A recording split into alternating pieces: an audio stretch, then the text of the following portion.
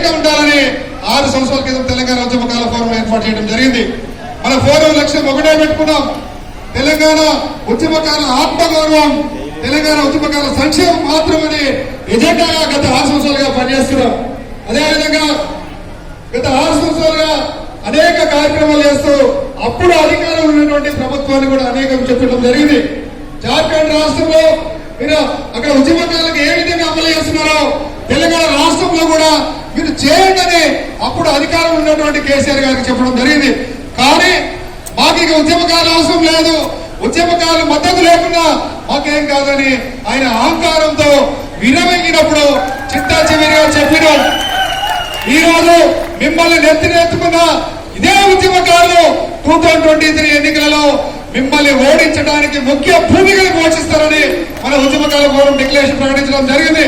దానిలో భాగంగానే ఆ రోజు కాంగ్రెస్ పార్టీ తెలంగాణ ఇచ్చిన పార్టీగా తెలంగాణ తల్లి శ్రీమతి సోనియా గాంధీ గారు ఉద్యమకాల గురించి ఆలోచించి మేనిఫెస్టోలో 6 గ్యారెంటీ హామీలలో మేము అధికారంలోకి వస్తే 250 గజాల స్థలం ఇస్తాం, పెన్షన్ సౌకర్యం కల్పిస్తాం పెట్టడం జరిగింది.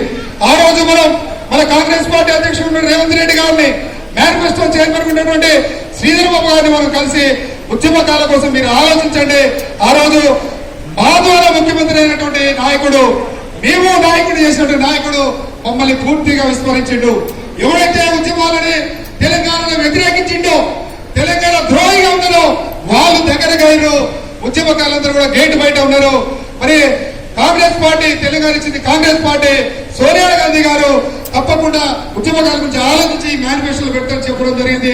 ఆ రోజు తెలంగాణ ఉద్యమకాల ఫోరం కేసీఆర్ గారి ఓటంలో ముఖ్య భూమిక పోషించింది ఉద్యమకారులు. కాబట్టి ఈ రోజు ఒకటే చెప్తున్నాం, మన ఉద్యమకారుల ఆశాజ్యోతి తెలంగాణ ఉద్యమంలో ముఖ్య